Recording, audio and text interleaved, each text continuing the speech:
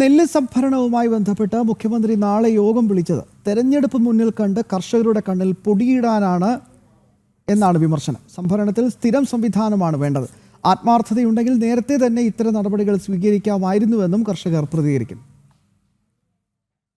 തദ്ദേശ തെരഞ്ഞെടുപ്പിലെ തിരിച്ചടിക്ക് കാരണം നെല്ല് സംഭരണത്തിലെ പാളിച്ചകൾ കൂടിയാണെന്ന തിരിച്ചറിവിന്റെ പശ്ചാത്തലത്തിലാണ് മുഖ്യമന്ത്രി നെല്ല് സംഭരണം ചർച്ച ചെയ്യാൻ നാളെ യോഗം വിളിച്ചിരിക്കുന്നത്.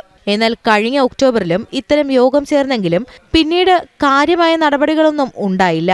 കർഷകർ തുച്ഛമായ വിലയ്ക്ക് നെല്ല് സ്വകാര്യ മാർക്കറ്റിൽ വിൽക്കേണ്ടി വന്നു. അതുകൊണ്ട് തന്നെ മുഖ്യമന്ത്രിയുടെ ഇപ്പോഴത്തെ യോഗം തെരഞ്ഞെടുപ്പ് മുന്നിൽ കണ്ട് കർഷകരുടെ കണ്ണിൽ പൊടിയിടാനാണെന്ന വിമർശനമാണ് പ്രധാനമായും ഉയരുന്നത്. മുഖ്യമന്ത്രി നാളെ യോഗം വിളിച്ചിട്ടുണ്ട്. ആ യോഗത്തിൽ തീരുമാനം ഉണ്ടാവും എന്നുള്ള വിശ്വാസമില്ല. കാരണം കഴിഞ്ഞ തവണയും മുഖ്യമന്ത്രി ഇടപെട്ടതാണ്. മില്ലുകാരുടെ ചില കണ്ടീഷൻസ് പറയും. ആ സമയത്ത് അത് ഗവൺമെൻറ് അംഗീകരിക്കില്ല. ഇങ്ങനെ അങ്ങോട്ടോ ഇങ്ങോട്ടോ ഇല്ലാതെ ഇനിയും നീണ്ടുപോകാനാണ് സാധ്യത. പടിഞ്ഞാറൻ മേഖലയിൽ കൊയ്ത്ത് ആരംഭിക്കും. ഇവിടെ പാലക്കാട്, ചിറ്റൂർ, ആലത്തൂർ, പാലക്കാട് മേഖലയിൽ ഫെബ്രുവരി ലാസ്റ്റ് മാത്രമേ കൊയ്ത്ത് ആരംഭിക്കുകയുള്ളൂ. അതിനു മുമ്പ് തന്നെ ഇതിനൊരു ശാശ്വത പരിഹാരം കാണണം.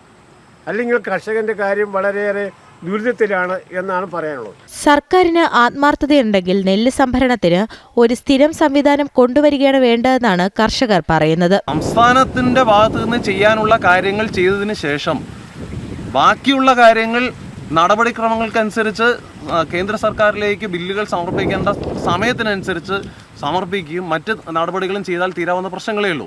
ഇതിപ്പോൾ ഇവിടെ ഓരോ ഫയലും ഓരോ ജീവിതമല്ല. കർഷകരുടെ ഒരു ഫയൽ എന്ന് പറഞ്ഞു കഴിഞ്ഞാൽ അത് ലക്ഷക്കണക്കിന് കൃഷിക്കാരുടെ, അവരെ ആശ്രയിച്ച് കഴിയുന്ന ലക്ഷക്കണക്കിന് കുടുംബങ്ങളുടെ ഫയലാണ്.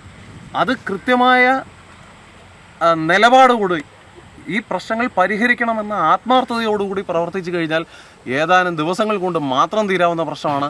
ഇതിന് ആത്മാർത്ഥമായ പ്രവർത്തനങ്ങൾ മാത്രമാണ് ആവശ്യമുള്ളത് എന്നാണ് ഞങ്ങൾക്ക് പറയാനുള്ളത്.